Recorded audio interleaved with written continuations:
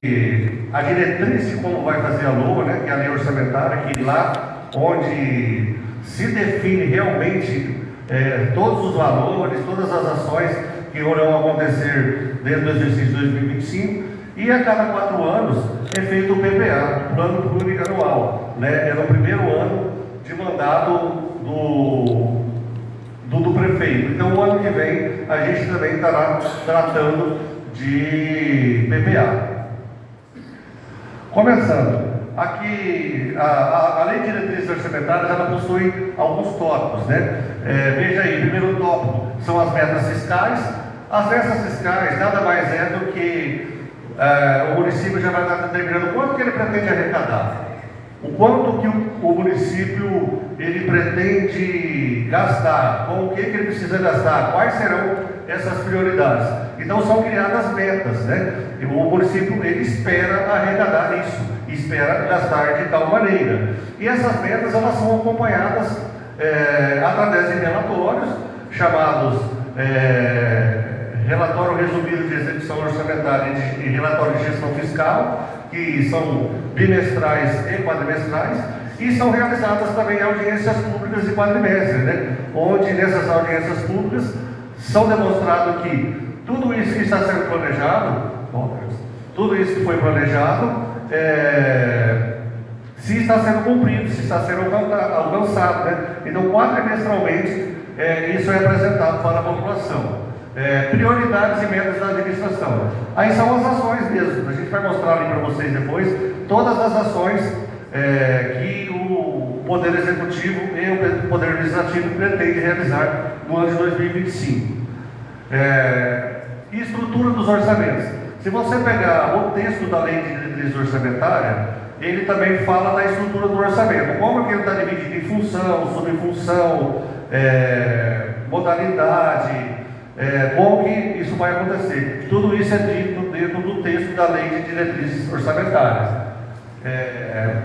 Diretrizes para a elaboração e execução dos orçamentos do município. Na Lei de Diretrizes Orçamentárias também, no corpo da lei, se fala como que você vai elaborar esse orçamento, ou seja, por exemplo, como você vai fazer a previsão da receita, né? Qual que é a metodologia, qual que é o índice, né? E como que você vai executar esse orçamento. E lá vão ter índices como o índice de repasse legislativo, se vai ter algum concurso público, se tem previsão para concurso público, por exemplo, até seletivo. Então, existem várias estruturas que estão definidas já na LDO, que ela simplesmente resume assim: a LOA deve ser feita de tal maneira. Dívida pública municipal. A dívida pública municipal também é uma meta que é definida aqui na LDO. Ou seja, se o município no ano de 2025 pretende fazer algum financiamento, hoje, por exemplo, existe muito aí na região financiamentos para energia solar, outros financiamentos para construção de imóveis, né? Vamos dizer que o município pretenda fazer, isso já tem que ter colocado aqui na meta fiscal. Digamos que ele não queira fazer um financiamento novo. Também o pagamento dessa dívida de financiamentos que já existem também deve estar previsto na Lei de Diretrizes Orçamentárias. Ou seja, quanto que vai aumentar ou diminuir a dívida pública tem que estar definido aqui já na LDO, para depois, em cima disso, a gente fazer a lei orçamentária já com essas definições. Despesa com pessoal. A despesa com pessoal também ela é tratada na Lei de Diretrizes Orçamentárias. Existe um tópico que, na verdade, ele reflete o que fala a Lei de Responsabilidade Fiscal, falando sobre os limites prudenciais, limites máximos e limites de alerta que o município possui para o gasto com pessoal. Por exemplo, o limite máximo para gasto com folha de pagamentos é 54%. Porém, com 51,3% já impede o município de fazer algumas coisas. E tudo isso vai ser definido aqui na Lei de Diretrizes Orçamentárias. Digamos que atingiu o limite máximo, o que vai ser cortado de despesa primeiro, né? Como é que vai funcionar? Então, tudo isso é definido na Lei de Diretrizes Orçamentárias. E outras disposições gerais de elaboração da LOA também vai estar lá no corpo da Lei de Diretrizes Orçamentárias. Aqui é a questão da legislação, né, da audiência pública, né, o porquê da realização dela, porém, como eu disse no início, nós procuramos não se apegar a essa legislação, né, só vou fazer porque a lei exige, não. Veja que a lei até cita, incentiva a participação popular e realização de audiências públicas durante o processo de elaboração e discussão dos planos, né, da Lei de Diretrizes Orçamentárias e Orçamentos. Então, é o momento da participação popular. Está aqui colocada da legislação da LRF essa obrigatoriedade, né? Porém, eu penso que é mais um exercício de cidadania do que uma obrigatoriedade a realização não só dessa audiência pública da LDO, assim como todas as audiências públicas realizadas aqui pela Casa, como a audiência pública da lei orçamentária, audiências públicas quadrimestrais, todas elas são um exercício da cidadania.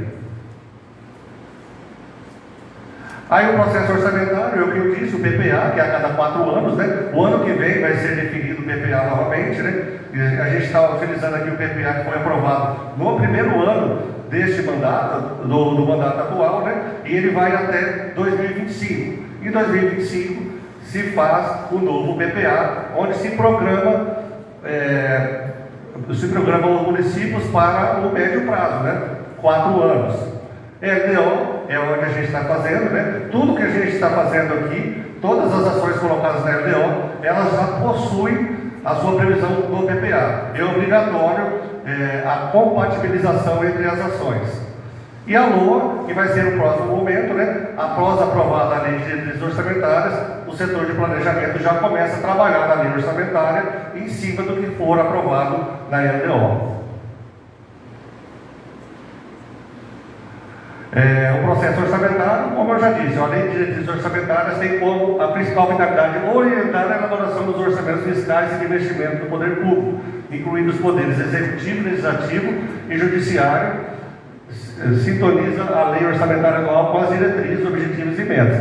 Como eu disse lá no início daquela relação lá, né, daqueles 7 itens lá, simplesmente ela é um elo, né, de caminho entre o PPA e a LOA, e ela diz como se vai fazer a lei orçamentária. Então, ela é uma diretriz, né? Qual que é o caminho que eu tenho que seguir, como que eu vou prever a receita, como que eu vou prever a despesa, né? Quanto que eu vou pagar de dívida, quanto que eu vou fazer de empréstimo, né? Como que vai acontecer se o meu limite de folha de pagamento, de despesa com o pessoal, estiver ultrapassado? Como é que eu vou proceder, né? Como que eu vou proceder se a minha receita, a hora que eu fazer a minha audiência no quadrimestre, ela não estiver de acordo com o que eu esperava? O que eu vou ter que cortar, né? Então, tudo vai ser dito aqui na LDO. É um caminho, né, a ser seguido. Pode passar. Agora aqui vamos colocar algumas metas importantes, né? A primeira meta que a gente vai colocar aqui é a meta de receita, né? É o que se espera arrecadar no exercício de 2025. Alguém pode perguntar, mas é certeza que isso vai arrecadar? Não é certo. Isso aí são estimativas de arrecadação que já ocorreram nos anos anteriores. Existem as estimativas, né? Existe uma metodologia para esse cálculo, né? Onde se utilizam-se padrões como o PIB do Estado, o PIB municipal, projeções de IPCA, né? E o histórico de arrecadação que o município já tem, né? Então, o que se pretende arrecadar no ano de 2025 é esse valor aí de 273 milhões de reais aproximadamente. E essas divisões, vejam só, a primeira, impostos, taxas e contribuições de melhoria. Os impostos, isso aí são a arrecadação municipal mesmo, né? IPTU, ISSQN, o imposto de renda que é retido dos funcionários, as taxas, né? Tudo aí está dentro dos impostos, taxas e contribuições, somando aí em torno de 40 milhões, né? É um valor até considerável, né? Estudos dizem que quando o município arrecada 10% do seu orçamento com recurso próprio, né, lá da própria máquina, do próprio setor de recursos do município, é uma situação muito boa. Então, a gente teria que arrecadar ali em torno de 27 milhões, né? E estamos arrecadando 40 milhões na previsão, né? Então está muito boa essa previsão e são estimativas do que já acontece atualmente dentro do município. Contribuições. Essas contribuições, em sua maioria, são as contribuições para o regime próprio de previdência, né? Aquele valor que é descontado e vai lá para a previdência do município, onde vai servir para futuramente pagar os aposentados dos municípios. E existe ainda a contribuição de iluminação pública, né, que é usada para os gastos com a iluminação pública também, né? É também um tributo municipal. Receita patrimonial. A receita patrimonial, na verdade, ela praticamente se resume aos investimentos, às aplicações financeiras, né? Os juros do dinheiro que fica na conta, porque todo o dinheiro que o município tem, ele fica automaticamente aplicado em contas, né? Em fundos de investimento, né? E ele vai rendendo, né? E também o nosso dinheiro do Instituto de Previdência também possui rendimentos. E a expectativa é que a gente tenha uma arrecadação aí de 4.208.000 só com juros de aplicações financeiras do dinheiro que recebemos.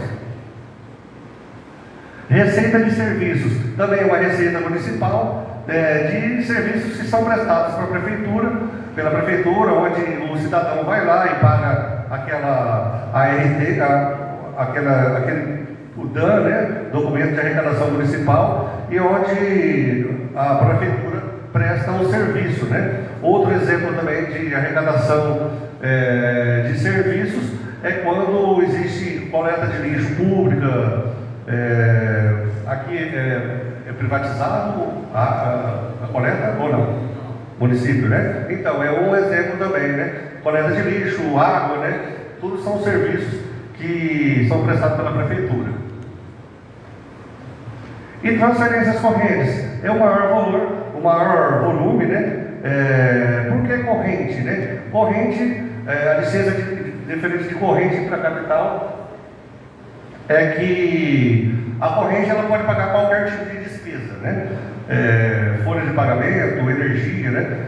São despesas que não agregam patrimônio. Por exemplo, se eu comprar uma mesa, vai aumentar o patrimônio da prefeitura? Vai, né? Então ela é chamada de capital. E a corrente não. Se eu pagar o salário do funcionário, não vai aumentar o patrimônio da prefeitura. Se eu pagar a energia, não vai aumentar o patrimônio. Então ela é chamada corrente, certo? E as transferências correntes são valores que vêm transferidos ou do Estado ou da União para o município. E são do maior volume. Aqui estão excluídos o FPM, que é o maior Fundo de Participação dos Municípios, que a cada 10 dias chega aos nossos cofres, que ele é oriundo aí de imposto de renda que a União recebe. O ICMS, que vem do Estado também, toda terça-feira, né, chega o ICMS, oriundo da arrecadação que o município faz para o Estado, né, da arrecadação de ICMS dentro do município, uma parte o Estado repassa, né? O ICMS é um imposto estadual, só que parte dele é repassada aos municípios, está dentro das transferências correntes. São as duas principais. Aí existem outras ainda, como o ITR, por exemplo, que é Imposto Territorial Rural, que é mais lá naquela declaração que é feita no mês de setembro ou outubro, né? Existe o IPVA também, que é dos veículos, em torno de 25% vem para o município, né? De todos os IPVAs que recebe. E as transferências fundo a fundo para a saúde, educação e assistência social, né? Que são aquelas que vêm específicas, né? Como o salário da educação, merenda, que é da educação, transferência da atenção básica, média e alta complexidade, que é da saúde. E no social temos aí vários programas, como Serviço de Convivência e Fortalecimento de Vínculo, PAIV, né? Então tem inúmeros programas, está tudo dentro das transferências correntes.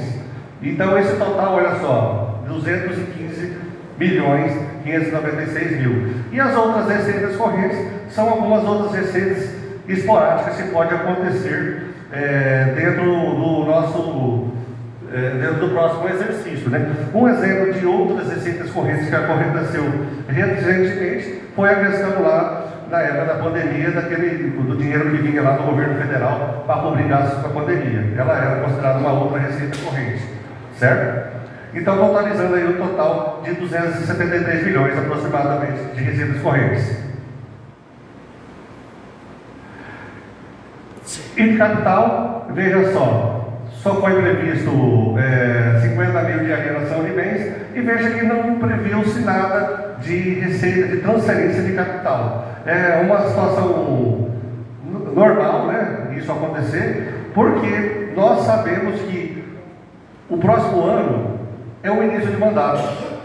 É o novo prefeito, o nosso prefeito aqui já é reeleito, né, então ele não vai à reeleição. Então não tem como a administração atual mensurar sobre algum tipo de convênio que possa vir ainda no próximo ano. Então, por enquanto, a previsão ainda é nula. Eles preferiram, por prudência, né, não colocar valor algum na transferência de capital. Aí, finalizando, né, receitas correntes 273 milhões, de capital 50 mil, que só é com alienação. O que é alienação? É quando acontece um leilão, por exemplo, dentro da prefeitura, né? Leilão de sucata, de veículos, às vezes até de terrenos, né? Isso aí o município arrecada como receita de capital. Ela só pode ser gasta com novos investimentos. Receitas intra-orçamentárias, né? Essas receitas, elas na verdade, é do regime próprio de previdência, né? Onde ela é despesa do município, porém ela vai para o regime próprio. Então, ela é chamada intra-orçamentária, né? Ela não impacta negativamente, porque eu estou pagando aqui, só que eu vou arrecadar lá no meu órgão também. A hora que consolida, fica tudo junto. E deduções, essas deduções, a maioria delas é no Fundeb, né? Que das transferências constitucionais, 20% é colocado para o Fundeb, que é um fundo nacional, né? Que depois de feito o bolo, através do censo escolar, é dividido, rateado entre os municípios do país, através do que é declarado no censo escolar. Quantas crianças estão, quantos professores, qual a qualificação deles, tudo isso influencia no repasse do Fundeb. E além disso, além das deduções, possui algumas questões de renúncia de receita. O que é renúncia de receita? É alguns descontos que são concedidos pela legislação municipal, nos tributos municipais. Por exemplo, a questão de IPTU para idosos, baixa renda, né? Existe esse tipo de desconto, alguns índices de descontos lá na legislação municipal. Isso é considerado renúncia, então tem que ser subtraído do valor. E o total, então, previsto aí de meta de receita, né, é 261 milhões de reais, aproximadamente. Pode passar. E em cima dessas receitas se casam as despesas, que são chamadas as prioridades, né? O que o município pretende fazer, certo? O que vai ser priorizado com essa receita, né? É igual o nosso orçamento da nossa casa. Eu recebo o meu salário e depois eu vejo o que eu vou fazer em cima dele. É um planejamento. Vamos dizer que eu ganho R$1.000 por mês. Eu vou programar minhas despesas dentro daqueles R$1.000. Tanto eu vou gastar com o mercado, com energia, com transporte, com educação. Então, o orçamento do município é a mesma coisa, certo? A LDO já vem com essa previsão. O mesmo total da receita, vocês podem ver, é o que é colocado como despesa lá, 261 milhões de reais, certo? O orçamento ele não pode ser deficitário. Quando ele é deficitário, ou existe isso em alguns lugares, né, ele é complementado com operações de crédito, ou seja, empréstimos, né? Isso é muito ruim. Não é o caso do município de Pontes de Lacerda, né, que possui hoje uma boa saúde financeira. Aqui está a divisão por secretaria, né? Veja a Câmara Municipal, a primeira rúbrica lá, ela tem uma previsão de 9.530.000, gabinete do prefeito 7.982, Secretaria de Administração. Então aqui está toda a divisão aqui de como se pretende gastar o dinheiro.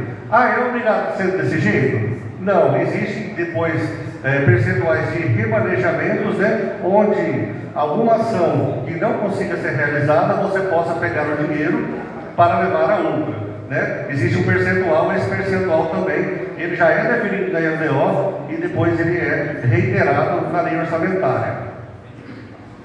Pode passar.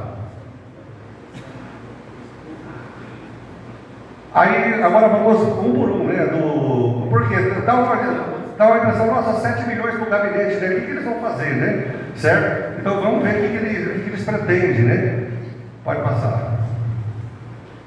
Olha só, 4 milhões e 800 mil por folha de pagamento, manutenção, 485 mil.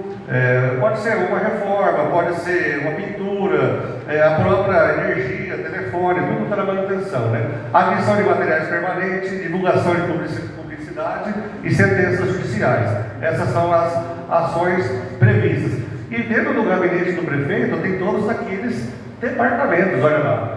Chefia de gabinete, departamento de comunicação, procuradoria jurídica e controladoria, né? Então, por exemplo, o controlador interno do município está incluído ali, né?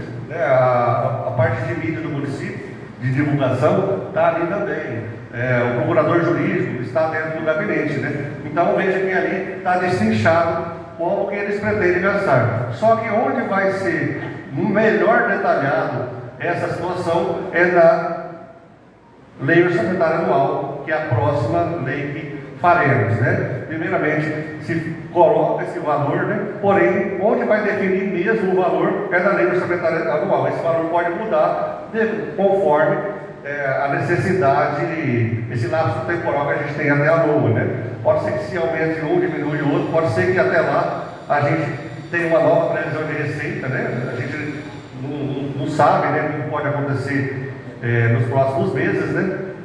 Então, esse valor pode mudar na lei orçamentária, mas a primeira proposta é essa. Pode passar. Da Secretaria de Administração, veja lá, tem o Fundo de Previdência junto, né? Aqui não é uma autarquia, né? É um fundo, né? Tem a folha de pagamento, manutenção. Se vocês verem que todas as ações, todos os órgãos vão ter folha, manutenção, aquisição de equipamentos, né? Que é o mínimo necessário, né? Imagine se a gente não colocar isso na nossa programação, precisar comprar uma cadeira, não ter lá na lei, né? Não poder fazer, né? Então, tudo isso sempre vai ter previsto, né? E ali, uma coisa diferente, tem construção de prefeitura e programa de estágio, né? E concurso, tem aí nesse órgão da administração. Os departamentos são administração, registro de pessoal, aplique e licitação e compras. Na Secretaria de Educação e Cultura, 80 milhões, né? Então, lá também pensa assim, folha de pagamento, capacitação de servidor, repasses a entidades sem fins lucrativos e realização de festividades. Esses repasses às atividades sem fins lucrativos são algumas repasses que estão previstos em lei também já, né? Tem que ter lei aprovada na Câmara e sancionada, né? Para poder fazer esse tipo de repasse, né? Um muito comum é para a PAI, né? Que é uma entidade sem fins lucrativos e consegue ter esse tipo de repasse, mas todas elas são, eu não posso, eu prefiro falar, eu quero lá sem fins lucrativos, eu posso, né? Não é assim que funciona, né? Tudo isso é com lei aprovada, né?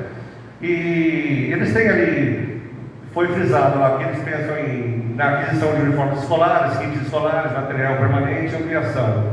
Queima da manutenção lá, transportes, merenda, departamento pedagógico e reformas. Pode passar. Na saúde, novamente, 68 milhões para previsão da saúde, né? Temos aí um folha, capacitação de profissionais, contribuição ao consórcio, né? O município, ele participa de um consórcio, né? Consórcio de saúde, onde se reúne vários municípios para conseguir valores melhores para exames, consultas, cirurgias e etc, né? Então, o município ele tem aí essa participação no consórcio. Aquisição de veículos, né, e manutenção. Então, veja que é mais ou menos igual às outras, né? Pode passar. Secretaria de Obras é onde contempla o maior tipo de ação, né? Geralmente a Secretaria de Obras, né? A maior quantidade de ações. Veja que em valores não, veja, a saúde foi 68 milhões, eles estão com 39, né? Também tem que ter folha, manutenção da secretaria, né? Manutenção de espaços públicos, né? Então, uma ação interessante, vale para qualquer espaço público que tenha, né? Uma praça que tem que fazer uma reforma, vale. O salão, ele é da prefeitura, vale. Fazer a reforma ali ou a manutenção, né? Aquisições de materiais permanentes e construções de pavimentações. Aí eles destacaram lá, né? Nos espaços públicos, praças, rodovias, pontes, iluminação pública e resíduos sólidos. Na aquisição de material permanente, veículos e máquinas e equipamentos. E na construção e pavimentação, tem lá melhorias no aeródromo, praças, pontos concretos, pavimentações e drenagens. Então, é o básico para a manutenção do município, né? E para alguma obra que precisa ser feita. Pode passar.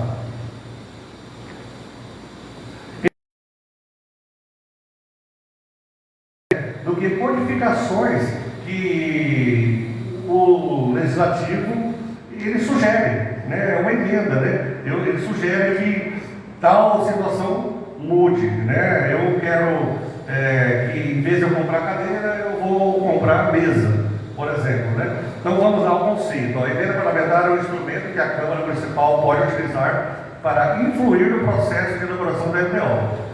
As emendas podem acrescentar, suprimir ou modificar itens do projeto de lei enviado pelo Executivo Municipal. Ou seja, por meio das emendas, os vereadores têm o poder de opinar ou influir na alocação dos recursos públicos. Então, o vereador, ele pode fazer essa emenda, né? Ele pode sugerir, ainda pode, né? Isso aqui ainda é uma proposta, ainda está em discussão, né? E a gente vai colocar aqui as emendas que já foram sugeridas, vamos colocar aqui. O interessante que vocês observem que não basta sugerir, eu tenho que falar de onde eu vou tirar. Certo? É a mesma coisa, a minha esposa eu quero comprar tal coisa, né? Mas tudo bem, meu amor, vamos tirar de onde o dinheiro, né? Então, aqui funciona da mesma maneira. Vamos lá. O vereador Sérgio Luiz Pereira Júnior, ele pediu a inclusão, ela não tem nem no PPA, essa aí, ó. Secretaria Municipal de Obras, Serviços de Manejo de Resíduos Sólidos, né? E para cobrir, ele vai tirar um pouco da Secretaria de Administração e um pouco da Secretaria de Obras. Então ele sugeriu essa emenda parlamentar.